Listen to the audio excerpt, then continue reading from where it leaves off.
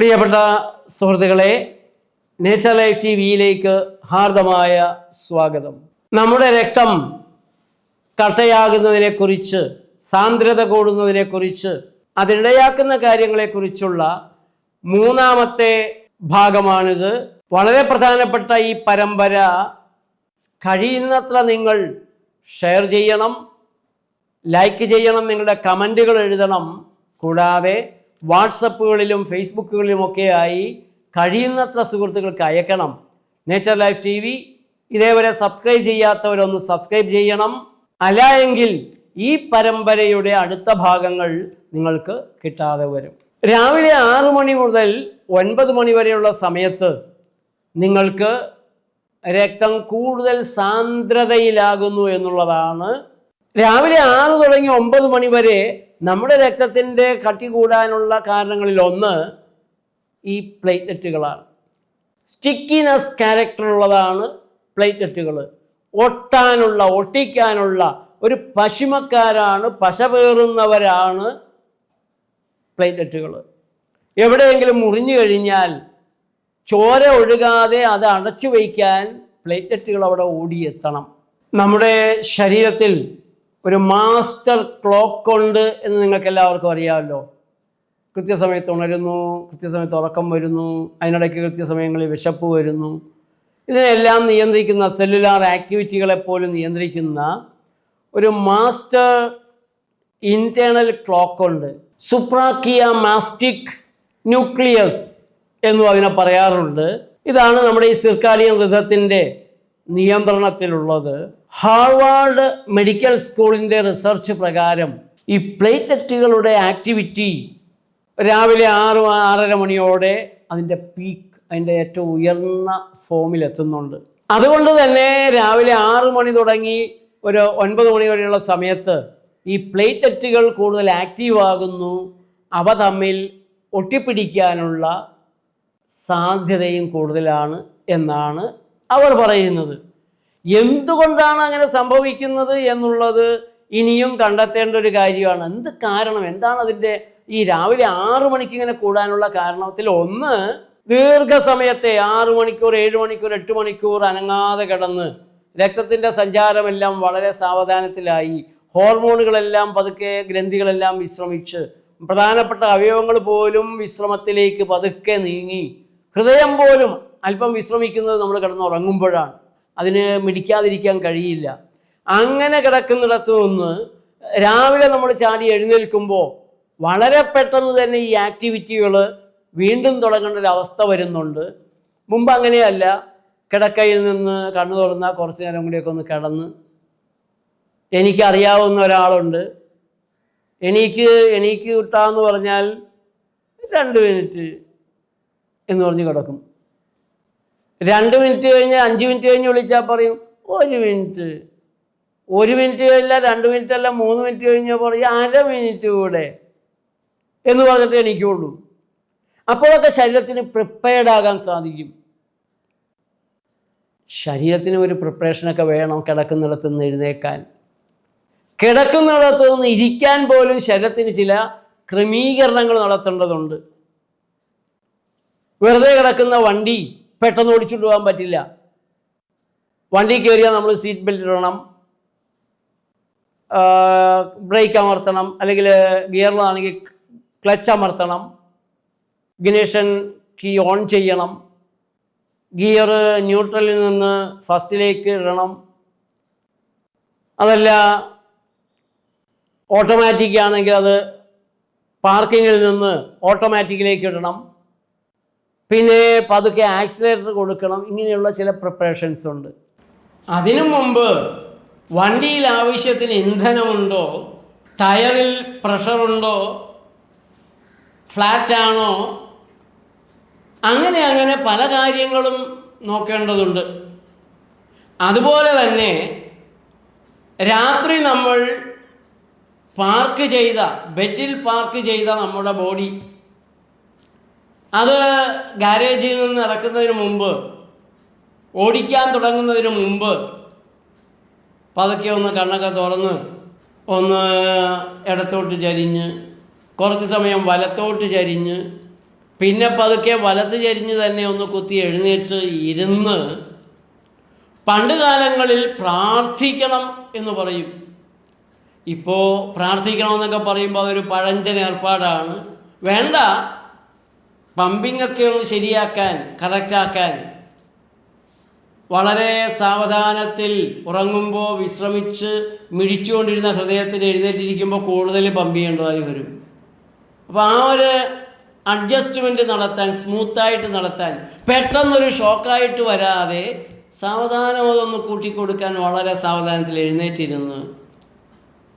നിൽക്കുമ്പോൾ വലിയൊരു പ്രവർത്തനമാണ് ശരീരത്തിനുള്ളിൽ നടക്കേണ്ടത്. കാലിൻ്റെ അറ്റത്തു നിന്നുള്ള രക്തത്തെ വലിച്ച് പൊക്കിക്കൊണ്ടുവരണം, തലയിലേക്കെത്തി പമ്പ് ചെയ്യണം, സ്ട്രെയിൻ കൂടുതലാണ്. അപ്പോൾ കുറച്ച് നേരം കിടക്കയിലിരുന്ന് ഒരു മെഡിറ്റേഷൻ, നിങ്ങൾ വേറെ ഒന്നും വേണ്ട, നിങ്ങൾ ശാന്തമായിട്ട് ഉറക്കം എങ്ങനെയുണ്ടായിരുന്നു, രാവിലെ ഇനി എന്തൊക്കെയാണ് ചെയ്യേണ്ടത്, അതൊക്കെ ഒന്ന് പതുക്കെ ഒന്ന് ആലോചിച്ച് പിന്നെ ഒരു ഇൻസ്പെക്ഷൻ നടത്തണം. കൈകൾ തലയിൽ വെച്ച് തലയിലൊക്കെ ഒന്ന് തിരുമ്മി മസാജ് ചെയ്ത് കൊടുക്കാമെങ്കിൽ വളരെ നല്ലത്. നെറ്റി തടങ്ങൾ വേദന വല്ലയിടത്തുണ്ടോ, എന്തെങ്കിലും ഞരമ്പുകളുടെ പ്രയാസമുണ്ടോ, നീരുവീഴ്ചയുണ്ടോ, കണ്ണുകളൊക്കെ ഒന്ന് നോക്കി, ചെവിയൊക്കെ ഒന്ന് പിടിച്ച് നോക്കി. സാറുമാർ പിടിച്ചതിന് ശേഷം, സ്കൂളിൽ പോയതിന് ശേഷം പിന്നെ ആരും ചെവിക്ക് പിടിച്ചിട്ടുണ്ടാവില്ല. അതൊക്കെ ഒന്ന് തലതാൻ പിടിച്ച് നോക്കി.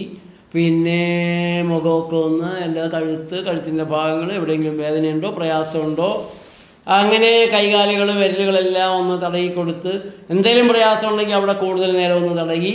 പിന്നെ നമ്മുടെ ശ്വാസകോശത്തിൻ്റെ കരളിൻ്റെ പ്രവർത്തനങ്ങൾ, വയറ്, തലേ രാത്രി കഴിച്ച ഭക്ഷണം ദഹിച്ചിട്ടില്ല എന്നുള്ളൊരവസ്ഥയുണ്ടെങ്കിൽ, വയറ് കമ്പിച്ചിരിക്കുന്നു, വയറ്റിൽ നീർക്കെട്ടുണ്ട്, ഗ്യാസ് ട്രബിളുണ്ട്, വയറ്റിൽ നിന്ന് പോകുന്നതിൻ്റെ ലക്ഷണമൊന്നും ഇല്ലാത്തൊരവസ്ഥയൊക്കെ ഉണ്ടെങ്കിൽ നിങ്ങൾ കരുതണം, അപകടത്തിൻ്റെ വക്കിലാണ്.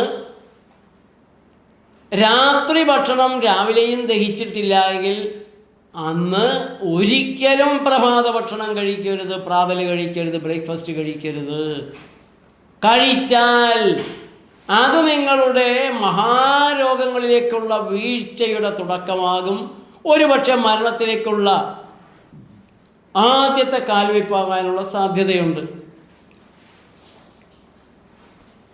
രാവിലെ കഴിച്ച ഭക്ഷണം അല്ലെങ്കിൽ ഉച്ചയ്ക്ക് കഴിച്ച ഭക്ഷണം ദഹിച്ചിട്ടില്ല എങ്കിലും വൈകിട്ടോ ഉച്ചയ്ക്കോ വൈകിട്ടോ ഒക്കെ നിങ്ങൾക്ക് വേണമെങ്കിൽ കഴിക്കാം. കഴിക്കാതിരിക്കുന്നത് നല്ലത്.